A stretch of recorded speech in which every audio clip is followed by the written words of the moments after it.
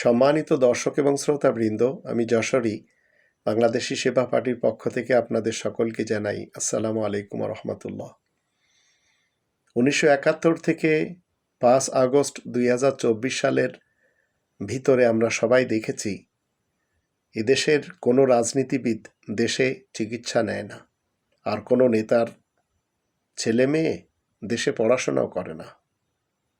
কিন্তু সাধারণ জনগণ রাস্তায় নেমে এই নেতা নেত্রীদের কর্মী হয়ে কখনো গুলি খেয়ে মরে, কখনো গুম হয়, খুন হয়, হত্যা হয়। আর বড় বড় ঘটনা আমাদের দেশে এমনভাবে ঘটিয়ে দিয়েছে যে এই দেশটিকে মৃত্যুপুরীতে পরিবর্তন করে দিয়েছিল। এখন আমাদের এতগুলি ভাই বোন চলে গেছে, নতুন করে বাঁচতে শিখিয়ে গেছে। তাই আসুন আমরা ডক্টর মোহাম্মদ ইউনূস স্যারের সাথে বাঁচি।